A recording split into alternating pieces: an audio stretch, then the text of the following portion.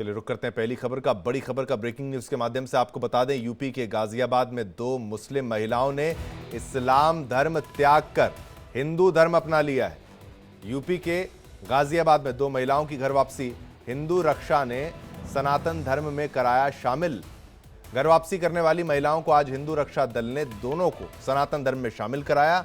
Shalimar guard Rajbagh में स्थित सनातन धर्म मंदिर में दोनों महिलाओं ने विधिवत रूप से हिंदू धर्म को अपनाया। खुशबू खान की शादी 12 साल पहले यूसुफ से हुई थी, जिससे 3 बच्चे भी हैं, लेकिन 5 से पहले दोनों के बीच तलाक हो गया था और उसके बाद विपिन साहू से शादी की थी। खुशबू खान का नाम आप खुशबू साहू जो है वो खुशबू साहू हो चुका है। खुशबू ने बातचीत में बताया कि जहां बेटियों को जलालत, तमाम चीजें आप ब्रेकिंग न्यूज के माध्यम से भी आप देख सकते हैं। सोनिया और खुशबू ने घर वापसी के बाद और क्या कुछ कहा, जरा वो भी सुनिए। मेरा नाम सोनिया खान था पहले, और सोनिया चौधरी है मेरा नाम। मेरे 8 साल शादी हो चुके हैं और मेरे 2 बच्चे भी, लड़के हैं मेरे 2। जब आप अपने परिवार के साथ मुस्लिम धर्म में रहती थी, वो धर्म के जो रीति रिवाज हैं वो कैसे लगते थे? और 8 साल आपको शादी करे हुए हो गए हैं, तो इतने समय के मुस्लिम रीति रिवाज और हिंदू रीति रिवाज मेरे साथ अत्याचार होता था। मुझे मारते, ताला बंद करके बांधते थे, तू हिंदू बनेगी, तू मुसलमान के धर्म में क्यों नहीं आएगी। तो मैं दुखी होकर मैं हिंदू धर्म में शादी के भी अच्छा लगता है। और हिंदू पर्व तो मुझे बहुत बढ़िया लगा। यहाँ पे लड़कियों को पूजा जाता है और बीवी को लक्ष्मी का रूप दिया जाता है। जो इस्लाम धर्म की लड़कियां हैं वो हिंदू सनातन धर्म की तरफ क्यों मुड़ रही हैं? वो इसलिए मुड़ रही है, देखो मैं बताती हूँ आपको। एक तो बहन भैया रिश्ता नहीं मानते वो, ठीक है, और फिर शादी करने के बाद तलाक हो जाता है उनका 6 महीने में, किसी का 1 महीने में, किसी का साल भर में। इसलिए क्योंकि लोग कट्टा उठा अपनाते हैं, बहन भैया रिश्ता नहीं समझते। हलाला करवाते हैं लड़कियों का। इसलिए लड़की आ रही है हिंदू धर्म में, अच्छा लगा उनको, इज्जत मिलती है, सम्मान मिलता है, खुल के जियो। हिंदू धर्म के बारे में ये है, मैं ये कहना चाहती हूँ, हिंदू लड़कियां जो हैं ये हिंदू लड़कियां जो है मुसलमान की झांसे में आ रही है। मैं बस ये कहना चाहती हूँ कि ये क्या कहते हैं, क्योंकि एक नहीं होती उनकी 10 होती है। ये चाहते हैं कि हिंदू बर्बाद हो, इनकी लड़कियां की साथ में इज्जत लुटे, वीडियो बनाओ, वायरल करो, ये चाहते हैं, बस और कुछ नहीं चाहते। से सनातन धर्म में आई हैं, हिंदू बच्चों के संपर्क में, और वो किस तरीके से महिलाओं को सम्मान देते हैं, हलाला, बुर्का, इन सब से जो है हट करके सनातन धर्म जो है बच्चियों को देवी और लक्ष्मी का रूप मानते हैं। तो इन्हीं सब चीजों से प्रेरित होकर के इन बच्चों ने कहा कि हमें विधिवत रूप में हवन पूजन करके सनातन धर्म अपनाना है, और भैया आपके माध्यम से तो मैंने इनको विधिवत रूप में सनातन धर्म में वापस लिया। एक तरफ आप सनातन धर्म में वापसी करा रहे हैं, एक तरफ ठाकुर बाबा भी हिंदू लड़कियों को मुस्लिम बना रहा है, क्या अंतर? देखिए बहुत बड़ा अंतर इसमें है। झांगुर बाबा लड़कों को प्लांट करके और उन्हें लव जिहाद में फंसा करके उनकी गंदी वीडियो बना करके उनको मुसलमान बनाता है जबरदस्ती, और फंडिंग करता है, ज्यादा से ज्यादा फंडिंग करता है कि हिंदू जो है मुसलमान बन जाए। लेकिन यहाँ एक बिल्कुल अलग है, उल्टा है। इन बच्चियों को इस्लाम में और मुसलमानों की जो नजरें होती हैं वो किस रूप में होती हैं, इन्होंने बताया है कि वो अपनी सगी बहन को भी बहन नहीं मानते हैं। और यहाँ हर हिंदू हमें अच्छे से देखता है और हमें अच्छा समझता है और हमें लक्ष्मी का रूप समझते हैं, तो हमें विधिवत रूप में सनातन धर्म अपनाना। चलिए अब सीधे चलते हैं अभिषेक पंडित के पास। अभिषेक पंडित हमें और जानकारी देंगे इस पूरे मामले को लेकर। अभिषेक, जरा विस्तार से समझाइए पूरे मामले को। यहाँ पर सोनिया और खुशबू ने घर वापसी की है। जी, मैं आपको बता दूं कि 2 महिलाओं ने आज, मुस्लिम महिलाओं ने आज सनातन धर्म को अपनाया है, और जिनका नाम पहले खुशबू खान हुआ करता था और सोनिया खान हुआ करता था, आज उन्होंने अपना धर्म परिवर्तन करने के बाद खुशबू राय हुई हैं, और जो सोनिया थी वो सोनिया चौधरी हुई हैं, और उन्होंने हिंदू रीति रिवाज से पूजा पाठ करते हुए हिंदू धर्म अपनाया है। बिल्कुल बिल्कुल, बोलिए। जी, आपको बता दूं, ये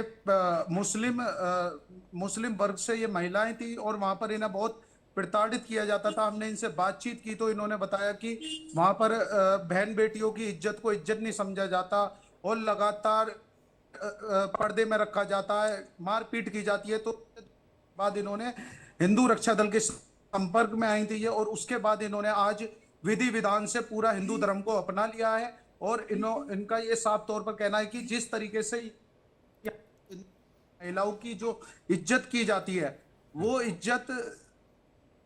बिल्कुल ठीक है, बहुत बहुत धन्यवाद अभिषेक हमारे साथ थे, उन्होंने जानकारी यहां पर साझा करी। अब आगे बढ़ते हैं, अगली खबर का रुख करते हैं। छांगुर के बारे में आपको बताते हैं।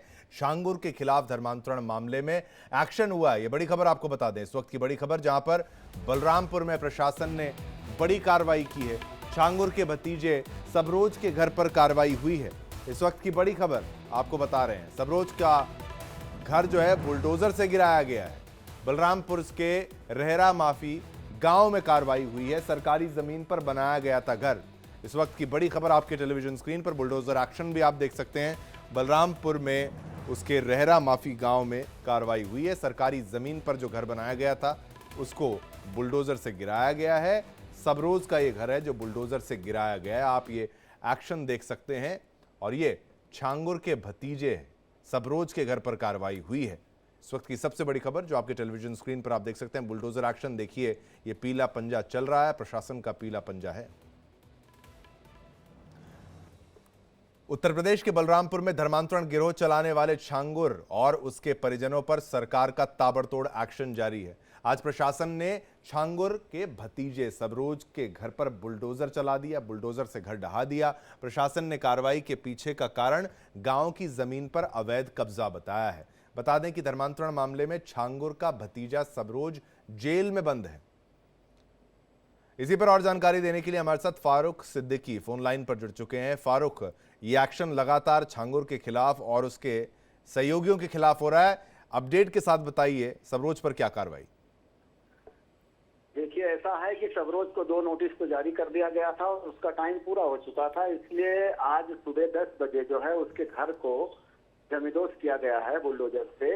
और सबरोज उसमें धर्मांतरण के मामले में आरोपी था, इसलिए उस पर यह कार्रवाई हुई है। और 300 फीट का मकान था उसका, मगर नदीम परती पे बना हुआ था, इसलिए जिलाधिकारी ने कहा कि भाई और भी छानबीन की जाएगी, जितनी भी संपत्तियां उस तरीके से पाएंगी सब पे बुलडोजर एक्शन होगा। ठीक है फारूक, ये सरकारी जमीन पर था? हाँ, ये नदीम परती ये सरकारी जमीन था, इसलिए इसको जमींदोज किया गया है। और सबरोज जो है छांगुर बाबा का राइट हैंड बताया जाता था, इसलिए जो है ये कार्रवाई इस पर हुई है। और भी गांव में उसके और भी जमीनों को चिन्हित करने का जो है जिलाधिकारी ने आदेश दे दिया है कि उसकी और भी जमीनों को जो है चिन्हित किया जाएगा और उसको भी जमींदोज किया जाएगा।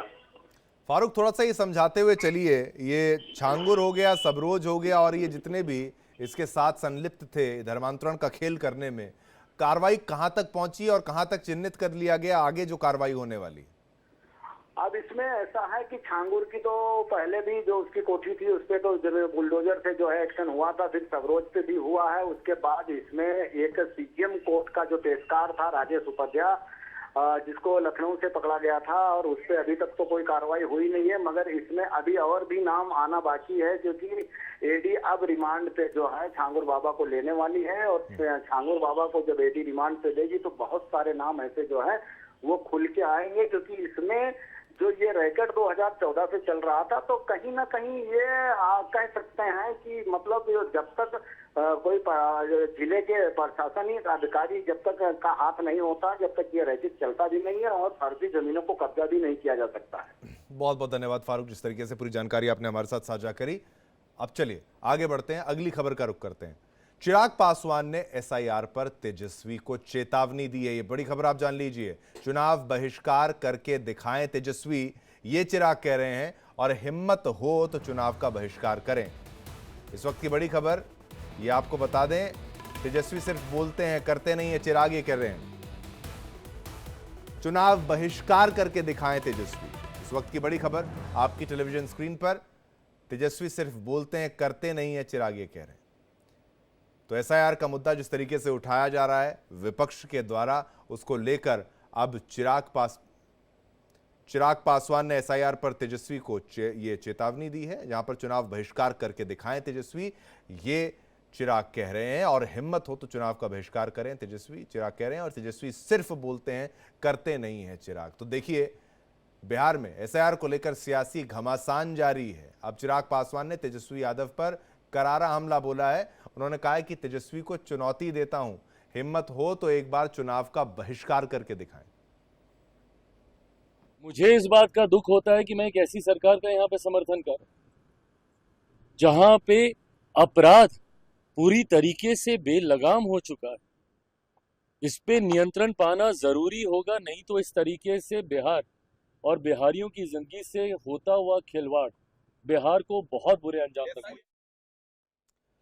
तो देखिए, और भी उन्होंने जो बातें कही थी वो भी मैं आपको बता दूं। उन्होंने कहा था कि हिम्मत हो तो एक बार चुनाव का बहिष्कार करके दिखाएं, लेकिन वे कभी भी ऐसा नहीं करेंगे, ऐसा करने की ताकत उनमें नहीं है। चिराग पासवान ने अपने बयान में साफ किया है कि इस बार वे चुनाव जनरल सीट से फाइट करेंगे, वे पूरे दमखम के साथ मैदान में उतरेंगे। हालांकि कई और मुद्दे जिस तरीके से वो उठाते आए हैं चिराग, चाहे वो कानून व्यवस्था का मुद्दा हो, वो भी हमने आपको सुनाया, वो भी हमने आपको बात बताई।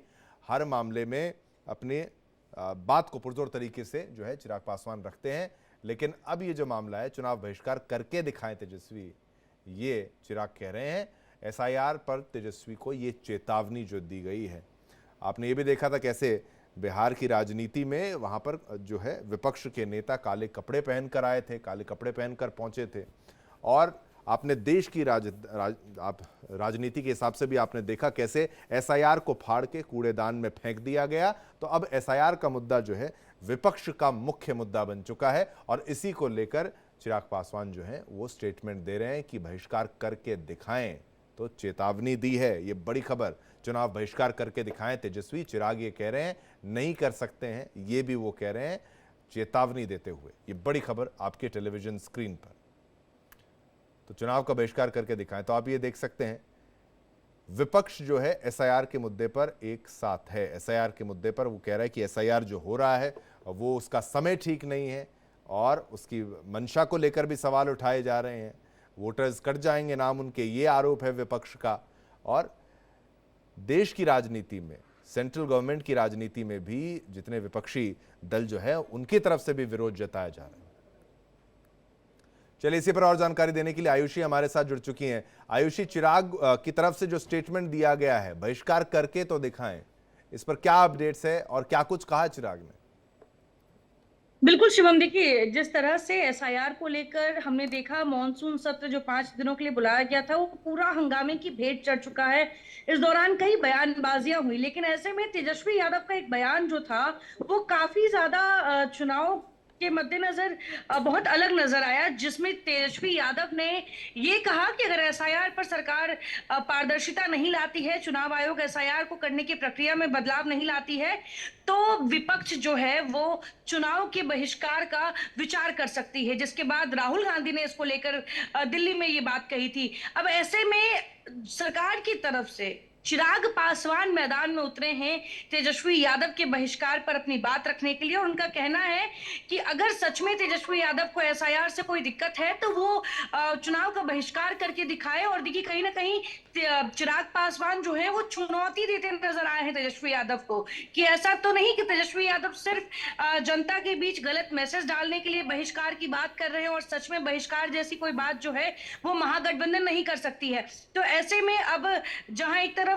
तेजस्वी यादव का ये बयान काफी ज्यादा सुर्खियों में था और विचार हो रहा था कि क्या सच में महागठबंधन इसको लेकर बहिष्कार करेगी इस चुनाव का, लेकिन वहीं अब चिराग पासवान ने जो है सरकार की तरफ से अपना पक्ष रखते हुए साफ कह दिया है कि अगर तेजस्वी यादव को इतनी ही दिक्कत है एसआईआर से तो वो बहिष्कार कर दे और बहिष्कार करके दिखाए कि आखिर वो चुनाव नहीं लड़ेंगे। इस तरह से बयान आया है।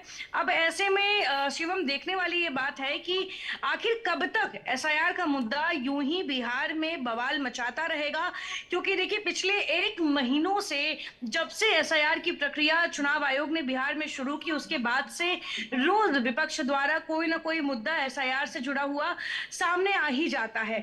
ऐसे में अब एसआईआर की प्रक्रिया जो है वो पूरी हो चुकी है। 25 तारीख को अंतिम तारीख थी। आज जो है चुनाव आयोग की तरफ से एसआईआर को लेकर जो पूरी लिस्ट है वो जारी कर दी जाएगी। अब ऐसे में देखिए पूरी प्रक्रिया पूरी हो गई है, लेकिन इसके बावजूद जो विपक्ष है वो अभी भी एसआईआर को एक बड़ा मुद्दा बनाए हुए हैं। तो देखने वाली बात है कि आने वाले दिनों में सरकार इस मुद्दे पर कैसे विपक्ष को डील करती है। बहुत बहुत धन्यवाद आयुषी, जिस तरीके से पूरी जानकारी आपने साझा करी हमारे साथ।